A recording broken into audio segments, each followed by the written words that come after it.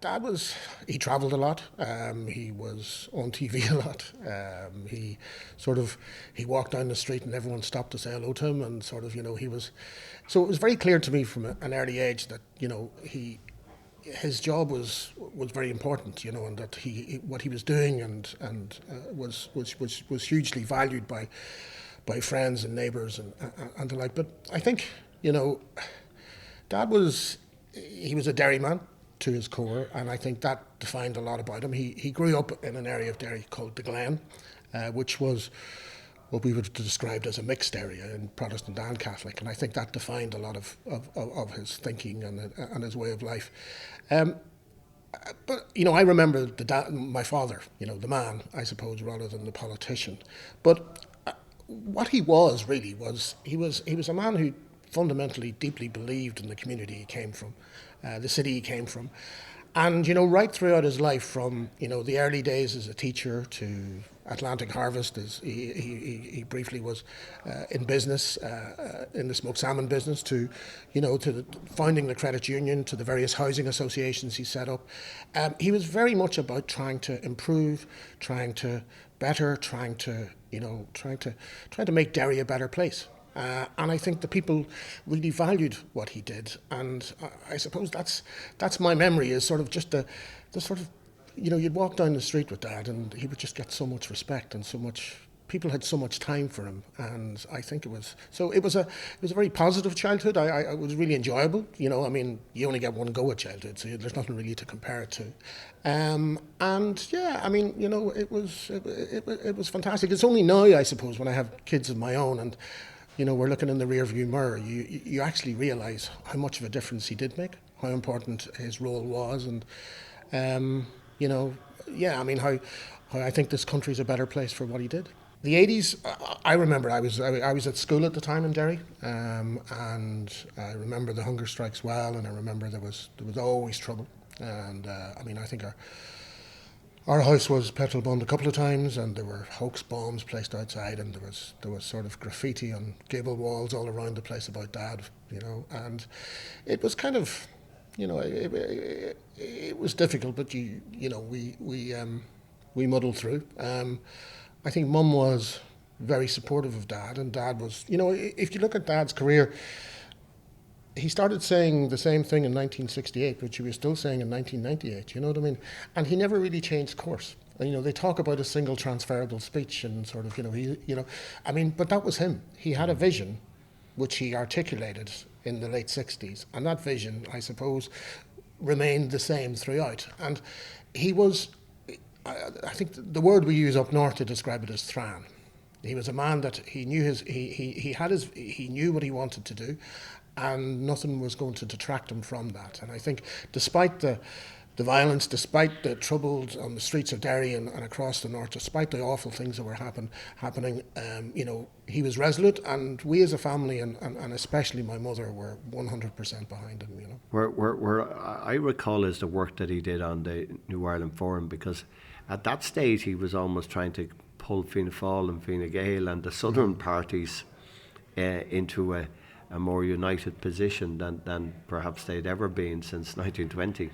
Yeah, absolutely. And, I think the New Ireland Forum was in many ways creating that that platform was a work of genius in many ways, which led to so many other things along the way. The late 80s and 90s, I saw a big change in my father. He was under a lot of pressure. The Hume Adams talks sort of, I think he did feel personally quite isolated. He was under a lot of pressure from the southern media. I remember picking up the Sunday Independent one day, and there were 8 pages of, things in there which, were very, very, had a huge impact upon him from a personal level. He was under pressure from his own party. He was under pressure, from people he would meet in the street, and from other politicians and whatever. And I saw him, physically he changed. He lost a huge amount of weight. He wasn't eating. He was really sort of, it was a very, very difficult time for him and my mother. And then, and then things changed. And my mother was absolutely, she really, she made sure that he stood the course. She was the one that really sort of, despite the doubts, and there must have been many at the time, despite the criticisms and the abuse and all that.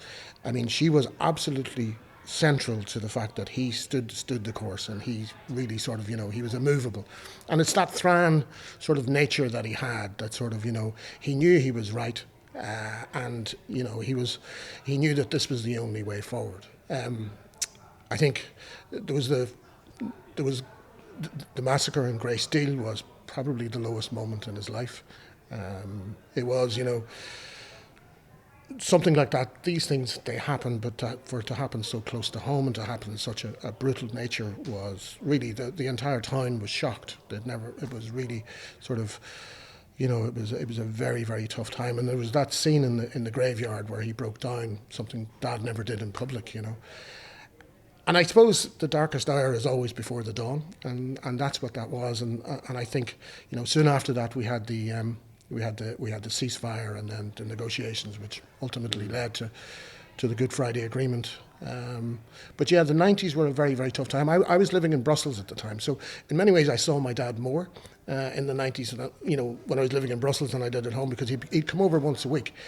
And being able to leave the north and to get away, and he had very, very serious work to do in Brussels, but it was almost like, he was getting away and relieving the pressure, and sort of just having the ability to sort of just sort of, just sort of relax, or sort of semi-relax, because he was under intolerable pressure. I've never really seen a man sort of so agitated. He retreated within himself in many ways, and sort of, and he went from being a very gregarious, very fun-loving sort of, individual, to being quite sort of introverted and very sort of just, he would retreat into himself for hours on end, and sort of just deep in thought. He came to the conclusion that the only way it was going to work ultimately was to bring in the extremes.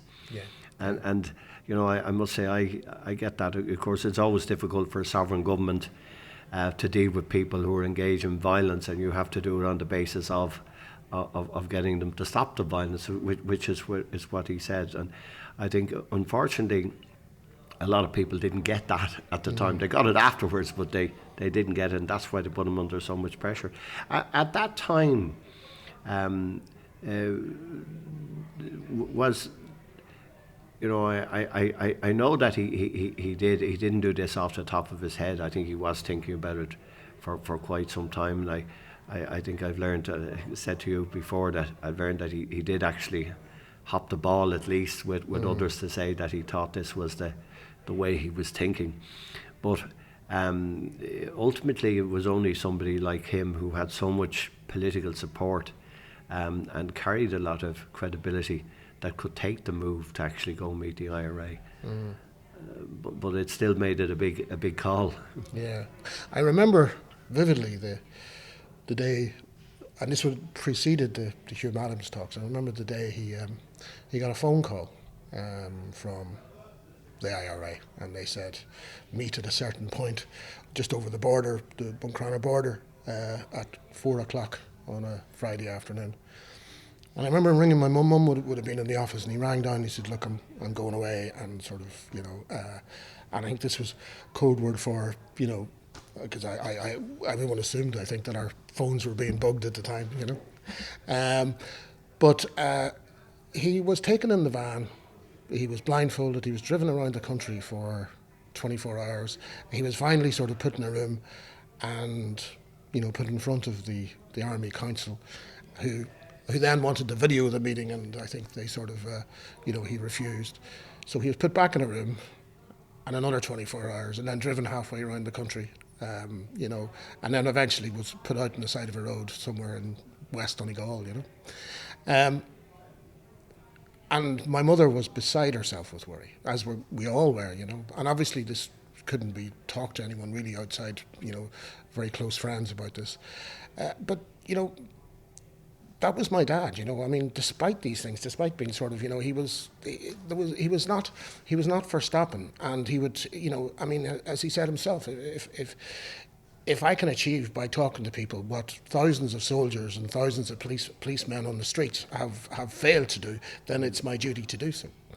You know? Did he ever speak about the meeting with the Army Council? I mean, he obviously was trying to articulate that if they did come in out of the cold, there was a peaceful. Yeah.